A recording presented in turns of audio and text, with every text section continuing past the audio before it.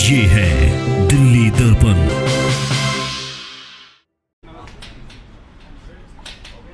हिंदुस्तान की आज़ादी के बाद करीब 75 साल की आज़ादी हमने देखी और कई केंद्र सरकार अलग अलग पार्टियों की बनी,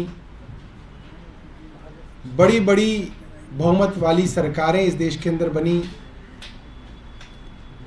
लोगों ने पार्टियों की दोस्ती भी देखी, राजनेताओं की दुश्मनी भी देखी, मगर आज तक के इतिहास में मुझे नहीं मालूम पड़ता कि कभी ऐसा हुआ हो कि एक केंद्र सरकार ने अपनी केंद्रीय एजेंसियों का इस्तेमाल या दुरुपयोग करते हुए पहले सरकार के नंबर 3 के मंत्री नेता को गिरफ्तार किया हो, सरकार और पार्टी के नंबर 2 के नेता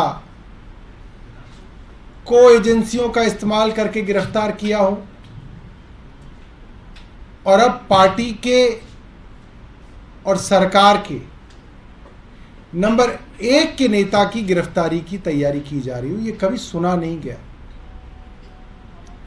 कि अब केंद्र सरकार मुख्यमंत्री जी की गिरफ्तारी की तैयारी कर रही है। ऐसी क्या दुश्मनी हो गई प्रधानमंत्री जी की, भारतीय जनता पार्टी की, कि इस तरीके की दुश्मनी निभाई जा रही है, इस तरीके से पीछे पड़ गए हैं कि इस राजनीतिक दल को खत्म करना है। हम तो बहुत छोटी सी पार्टी हैं, सबसे छोटी पार्टी, सबसे नई पार्टी, 2 राज्यों में सरकार चलाते हैं। हमारा और प्रधानमंत्री जी का कोई कंपैरिजन ही नहीं है। भारतीय जनता पार्टी तो दुनिया की सबसे बड़ी पार्टी है। प्रधानमंत्री जी खुद कहते हैं कि मेरा डंका पूरे, जो कह सकते हैं, तीनों लोकों में मेरा डंका बज रहा है। ऐसा क्या हो गया कि केंद्र ने सारी ताकत अरविंद केजरीवाल जी के खिलाफ झोंक दी? सबके मन में सवाल है। दिल्ली में एक गरीब झुग्गी झोपड़ी में बैठा हुआ साइकिल रिक्शा चलाने वाला ये सोच रहा है, और दिल्ली के ग्रेटर कैलाश और साउथेक्स की कोठी में बैठा एक बुद्धिजीवी भी ये सोच रहा है। ऐसा क्या हो गया कि दुनिया भर के दुश्मनों को छोड़ के भारतीय जनता पार्टी की केंद्र सरकार को सिर्फ आम आदमी पार्टी और अरविंद केजरीवाल नजर आ रहे हैं। सारी ताकत झोंक दी। दिल्ली में कई चुनाव हुए, सारे मंत्रियों को लगाया गया, गृह मंत्री आए, प्रधानमंत्री आए, रैलियां करी, गलियों में पर्चे बांटे। दिल्ली के लोगों ने आम आदमी पार्टी को बहुमत दिया। फिर चुनाव हुए, खूब बदनाम किया, फिर बहुमत मिला। विधायकों को डराया गया, धमकाया गया, सैकड़ों मुकदमे हमारे विधायकों पर डाले गए, विधायकों को खरीदने की कोशिश की गई, 20-20 करोड़ के ऑफर दिए गए, मगर अरविंद केजरीवाल की सरकार है कि गिरती नहीं, आम आदमी पार्टी की सरकार है कि टूटती नहीं। तो अब अरविंद केजरीवाल को खत्म तो करना है, अरविंद केजरीवाल को समाप्त करना है। यह प्रधानमंत्री जी ने ठान लिया है कि अरविंद केजरीवाल दिखे नहीं, इनकी राजनीति हो या अरविंद केजरीवाल हो, इनको समाप्त करना है। तो अब यह सोचा गया है कि अब एक एक करके इनके नीचे के नेताओं को तो बंद कर दिया, अब अरविंद केजरीवाल को भी जेल में डाला जाए। साल 6 महीने अरविंद केजरीवाल को जेल के पीछे रखा जाए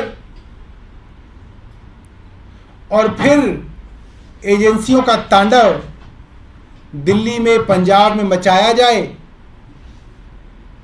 और इनकी पार्टी में तोड़फोड़ की जाए,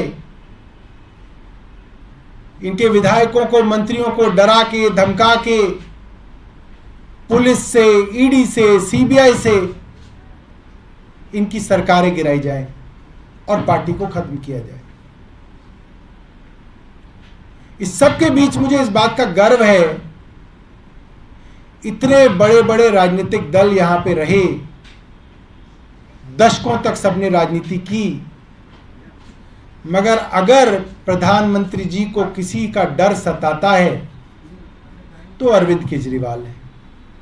आज सब लोगों को अपने सवाल का जवाब तो मिल गया कि प्रधानमंत्री जी किससे परेशान हैं, उसका नाम अरविंद केजरीवाल है। तो अरविंद केजरीवाल से जो दुश्मनी प्रधानमंत्री जी निभा रहे हैं, उसमें प्रधानमंत्री जी बहुत आगे निकल गए, भारतीय जनता पार्टी बहुत आगे निकल गई। और मैं ये कहता हूं कि अगर इनकम टैक्स कमिश्नर की नौकरी छोड़ के सुंदर नगरी की झुग्गियों में गरीब लोगों की राशन की लड़ाई लड़ने वाले अरविंद केजरीवाल भ्रष्टाचारी हैं, तो इस दुनिया में कोई ईमानदार है नहीं। अगर आज अरविंद केजरीवाल भी बेईमान है तो मैं समझता हूं कि अब इस दुनिया के अंदर कोई ईमानदार नहीं बचा। ये प्रधानमंत्री जी ठीक नहीं कर रहे। बहुत सारे लोग हैं, दिल्ली में हैं, देश में हैं, जो प्रधानमंत्री जी को भी पसंद करते थे और अरविंद केजरीवाल जी को भी पसंद करते थे। एक बड़ा तबका है जो नेशनल इलेक्शन में प्रधानमंत्री जी को वोट डालता था और स्टेट इलेक्शन में अरविंद केजरीवाल को वोट डालता है। वो बड़ा तबका आज इस सोचने पे मजबूर है कि क्या कारण हो गया कि प्रधानमंत्री जी इस तरीके से एक वैकल्पिक राजनीति देने वाली पार्टी को समाप्त करने के लिए पीछे पड़ गए हैं। और जो भी आदमी इसके बारे में सोचता है उसको लगता है प्रधानमंत्री जी अन्याय तो कर रहे हैं और घोर अन्याय कर रहे हैं, एक पार्टी को समाप्त करने के लिए पूरी ताकत इस्तेमाल कर रहे हैं और ये ठीक नहीं है। बहुत बहुत धन्यवाद। आपके पास कोई प्रश्न हो तो आप पूछ सकते हैं।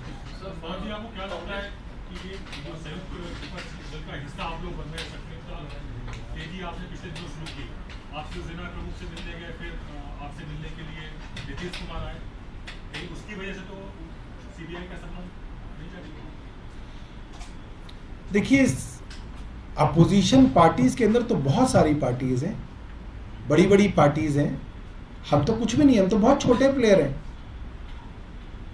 पूरी ताकत केंद्र सरकार अरविंद केजरीवाल को समाप्त करने में क्यों लगा रही है, मुझे इसकी बड़ी चिंता है। हमें भी नहीं पता था कि हम इतने बड़े हैं। अरविंद केजरीवाल इतने बड़े नेता बन गए हैं अब कि प्रधानमंत्री ने सारी मर्यादाएं तोड़ के, सारे लोक लिहाज तोड़ के, सारी एजेंसियों को इस तरीके से पीछे लगाया है कि अब अरविंद केजरीवाल को समाप्त करिए। ये हमारे लिए भी बड़ी आश्चर्य की बात है। पता नहीं क्यों इस तरीके से हो रहा है। ये खबर आ रही है कि खड़गे ने अरविंद केजरीवाल के बाद की मल्लिकार्जुन खड़गे ने पीपी शामिल में खबर है किसी के में समझ है, आपको कोई जानकारी? देखिए, मुझे ये जानकारी है, राहुल गांधी जी को डिस्क्वालीफाई किया गया। अरविंद केजरीवाल पहले नेता थे गैर कांग्रेसी जिन्होंने सबसे पहले ट्वीट करके कहा ये गलत है। अगर अपोजिशन का नेता कोई प्रधानमंत्री जी और सरकार से सवाल करता है तो उसकी जुबान बंद कराने का ये तरीका ठीक नहीं है। और उन्होंने बयान दिया, जबकि लगातार कांग्रेस के लोग हमारे विषय में बयान दे रहे थे। मगर अगर आज खड़गे जी ने ऐसा कहा है तो हम इसका स्वागत करते हैं। लेकिन दिल्ली के जो उनके अध्यक्ष हैं वो तो कह रहे हैं कि सीबीआई जांच करके सही कर रही है। अरविंद केजरीवाल पर तो आंच आनी थी। क्या आपको विरोधाभास नजर आता है कांग्रेस के इन बयानों में? अगर खड़गे जो राष्ट्रीय अध्यक्ष हैं, आप 100 कांग्रेस के लोगों को पकड़ के पूछिए कि आपके दिल्ली के अध्यक्ष कौन है। 100 में से 100 कहेंगे कौन है। वो कोई नहीं है, ही इज नोबडी। सौरभ, इसके अलावा सवाल ये है कि सोमवार को विधानसभा सत्र बुलाया गया है, इसका मकसद क्या है और सत्र में आप किस एजेंडे को प्रस्तुत करने वाले हैं और क्या आपकी कोशिश है? दिल्ली के अंदर जो आज स्थिति है वो पूरे देश के किसी राज्य में आज तक नहीं हुई। ये अनप्रेसिडेंटेड है, कल्पना से परे है।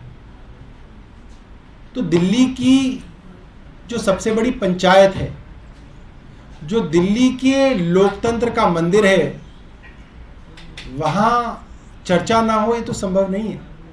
ये चर्चा तो आपकी मीडिया की जनरल चर्चा है, मगर जो असली आधिकारिक चर्चा है, जो दिल्ली के कोने कोने से चुने हुए विधायक हैं, जो उस कॉन्स्टिट्यूंसी को रिप्रेजेंट करते हैं, वो चर्चा असली चर्चा है, वो दिल्ली की चर्चा है, वो दिल्ली के लोगों की चर्चा है कि दिल्ली के चुने हुए प्रतिनिधि इस नई सिचुएशन के लिए क्या बात करते हैं। मुझे लगता है इस विषय में जो है विधानसभा बुलाई गई है और वहां उसकी चर्चा होगी। सर, अभी ऑपोजिशन की यूनिटी देखने को मिली, पार्लियामेंट में भी देखा किस तरीके से जेपीसी की डिमांड पे ऑपोजिशन एक साथ था। तो क्या कुछ ऐसी प्लानिंग या डिस्कशन के ऑपोजिशन सीएम को लेके भी साथ आएगा या आगे मूवमेंट होगा? देखिए, हमें ये जानकारी नहीं है, मगर मुझे इतनी जानकारी है कि संजय सिंह जी के पास कई अपोजिशन के नेताओं के फोन आए, मैसेजेस आए। खुद मुख्यमंत्री जी के पास कई अपोजिशन के मुख्यमंत्रियों के और उनके अध्यक्षों के फोन आए, मैसेजेस आए। सब लोगों को चिंता है इस बात की कि ऐसा कभी देखा नहीं कि एक केंद्रीय सरकार इस तरीके से एक मुख्यमंत्री को गिरफ्तार करने की तैयारी कर रही हो। ये काफ़ी जो है हमारे लोकतंत्र के लिए जो है बड़ी चुनौती है। विधानसभा को विशेष अधिकार होते हैं, तो उसके तहत कोई कॉल की जाएगी इस तरह के समूह जारी करने के लिए? देखिए, मेरी ये जानकारी नहीं है। जो विधानसभा तय करे वो तो विधायकों के ऊपर है। जो विधायक तय करें, जो विधानसभा तय करे, वो विधानसभा के अधिकार है। कुछ पार्टियों या नेताओं के नाम आप बता सकते हैं जिन्होंने समर्थन किया इस मुद्दे पे, जिनके कॉल आए जो आप बता रहे हैं? अब क्या मेरे को कुछ रुके तो नाम पता है, अब जिनके बता दूंगा, जिनके छोड़ दूंगा, वो कहेंगे हमारा नाम नहीं लिया सौरभ जी ने, तो क्या है वो बिना बात कष्ट होगा उनको। तो सबका नाम लेके मैं आपको बता दूंगा। विपक्षी दलों के लोगों ने मतलब फोन करके समर्थन किया है। समर्थन क्या कह सकते हैं, इसको तो कह सकते हैं चिंता है। अब हमारे घर अगर हमारे बारे में इस तरीके की कोई सूचना है तो कोई रिश्तेदार फोन करके ये तो कहेगा नहीं कि हम समर्थन करते हैं आपका। वो आदमी यही कहता है कि भाई ये परेशानी का समय है और ये गलत हो रहा है आपके साथ, ऐसा नहीं होना चाहिए।